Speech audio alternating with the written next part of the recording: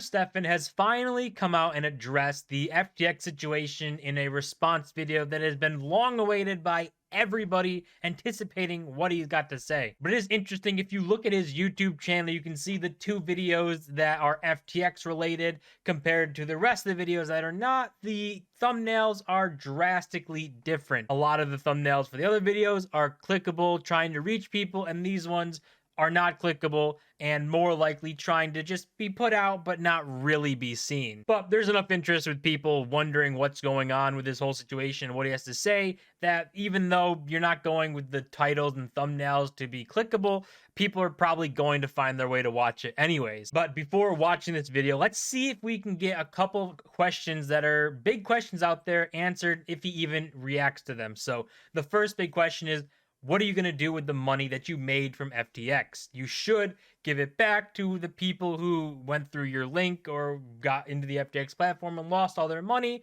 because obviously that would be what the right thing to do and what a lot of people would see as the best way forward to kind of remedy this whole thing. The second is, how are you going to better vet promotions in the future and sponsorships? What are you going to do to make sure this doesn't happen again? And the third question would be, what happened to the Millennial Money channel? They told me that while other companies had thousands of employees and high overhead, they operated pretty lean with only a few hundred employees, and that allowed them to scale and adapt much faster than their competitors. Now, admittedly, I related to that because throughout my entire career in real estate, I lived below my means and I saved everything possible just so I would be able to invest. Throughout my beginnings of YouTube, I was a one-man show doing everything, and I thought that gave me a massive advantage. So starting off with a feel-good story about how the company is supposed to be lean and how it relates to his own kind of movement forward, which doesn't make too much sense,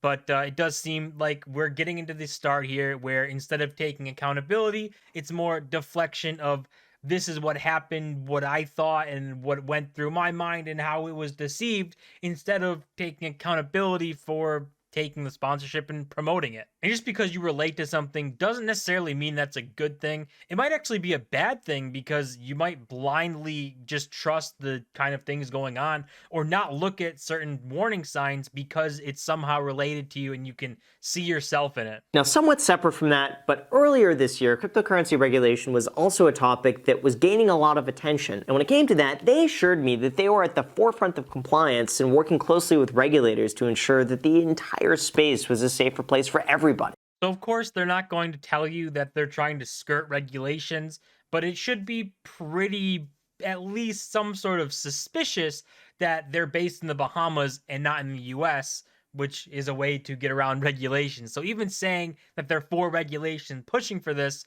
I mean, you can't just take it at a word, because a scammer isn't going to tell you they're scamming you until they've already done it. With their Earn program, which was offering up to 8% for certain holdings. They responded by saying that their yield programs were not publicly advertised and it was only used and paid for out of pocket as a marketing expense, much like any sort of bonus or promotional offer. Now, even though I had a lawyer reviewing everything that they sent, that was not enough. And despite them addressing everything that we asked for, we took them at their word, and that turned out to be a mistake. So we see a lot of problems here with this start of the Earn program, because if you can't decide how they're going to pay that 8%, they say it's promotional, all this, but you take them at face value, that kind of reflects more on Graham's ability to not do his own due diligence. Because at the end of the day, it's your job to make sure whatever you promote is something you support and you are fully behind. Otherwise, you shouldn't promote it. You should just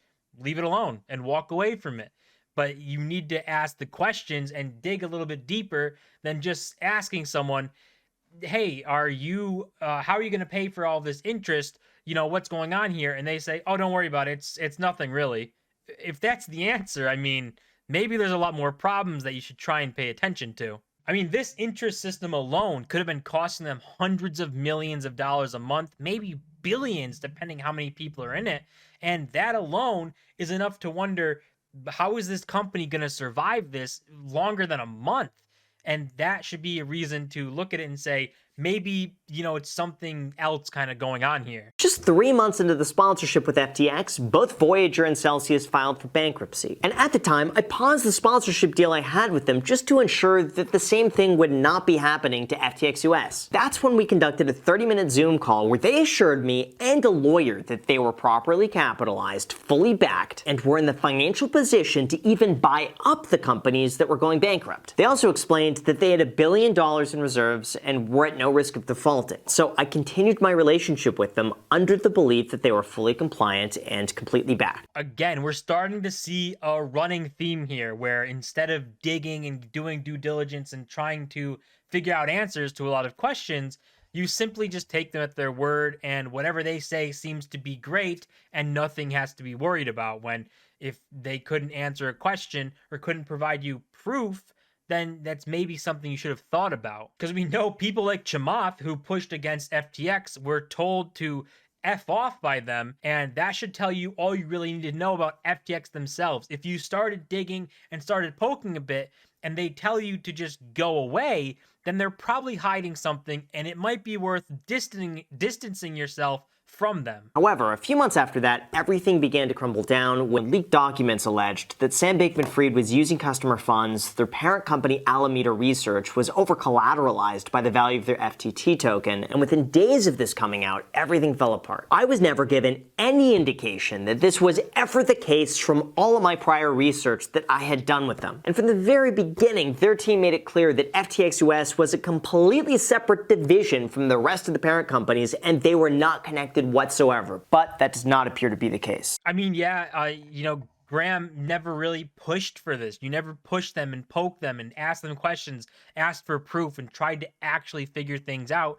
You just took them at their word. You just asked them if they're all right. They said yeah, and that was about it. That was good enough for you, which is kind of crazy to think that you didn't push and dig to find out if they're telling the truth, if they have the proof, and if they weren't willing to do that, that alone would probably be suspicious enough to walk away. Stated and sorry I am. After all of this occurred, I've had some time to reflect on how this happened, where I could have done better, and some of the mistakes that were made. And these are a few of the points that really stood out to me. To start, I made the mistake of working with a platform who operates within an industry that does not already have proper consumer protections in place. Second, on the most basic level, I made the mistake of assuming that Sam Bankman-Fried's image had anything to do with his credibility. This came from a comment that I made where I said that I trusted Sam more because he was worth billions of dollars, and yet he drove a Toyota Corolla and lived this minimalistic lifestyle. And I fell into his trap of effective altruism. So again, this is not a good look because it's just showing that you didn't do due diligence and dig into this. You took face level stuff and said a billionaire drives a Toyota Corolla. That's an amazing, credible person. It doesn't make any sense. And on the flip side, you should think, wow, this billionaire who is trying to be known as the most generous billionaire in the world could very easily afford to put out this front of a used Toyota Corolla, while behind the scenes, he's living in a $55 million mansion in the Bahamas. So he could easily do that. So taking face value of cheap stuff doesn't really make sense. On a slightly different topic from all of this, I also want to address established titles. They sponsored one of my videos posted a month ago, and this is actually something that I had received in the past as a fun gift, so I saw this as a unique way to support an organization that gives back to charity. However, there has been some speculation about their legitimacy. Regardless, I've donated the entire amount that I received to One Tree Planted, so that way, regardless of the outcome, at least a greater cause gets to benefit from this. So speaking of promotions, you can see another one that he did was established titles. This one, I mean, it's been a big talking point now, and maybe I'd do really, really big digging to figure out what was kind of going on there. But it's interesting to see from this that he has given away or given back all of the money that established titles gave him, and hasn't even made that offer for the FTX stuff. He hasn't even talked about the money and sponsorships that he got from FTX. He's staying far away from that because he wants to keep those hundreds of thousands, if not millions of dollars. I'm all ears. And finally, let's talk about Millennial Money. Over the last 2 years, they've sponsored about 24 of those videos, and I wanted to ensure that no one else fell victim or was redirected back to FTX. Because even with the link removed, it was still a possibility with their logo being on the screen. That's why the channel was made completely private, especially since we have not posted on that channel in months. So I guess that gives us the answer that Graham was the one who deleted Millennial Money and got rid of the channel, and saying that you're doing because you don't want people to fall into FTX and the link. I don't even know if they're taking new customers, if you could sign up even if you wanted to, but FTX has been in the headlines and the news for many weeks now. So if you go and make an FTX account right now, you probably deserve to lose your money. But this does seem a little bit of a cop-out to kind of say that's why we got rid of it. I want to be careful of other people, when it's probably the threat of a lawsuit and this class action stuff going around that you're scared of. And you could have just easily came out and said, I panicked and got rid of the videos because I was scared of a lawsuit. And I don't think anybody would have said, oh my God, what a bad person. People would have said, probably, that makes sense. You know, we understand where it's coming from, but maybe put the videos back up. Now, I don't think Graham is intentionally pushing scams or pushing fishy companies or just trying to make a quick buck. But I think that he needs to obviously do more due diligence, focus in on that, and make sure that whatever you're promoting is something you're willing to put your brand on. Because at the end of the day, it is your brand and your name on there. And if something happens, that is going to destroy your brand and your name. But that's going to do it for this video. As always, don't forget to smash the like button and subscribe. We're on the road to 1,000 subscribers, and see you guys in my next video.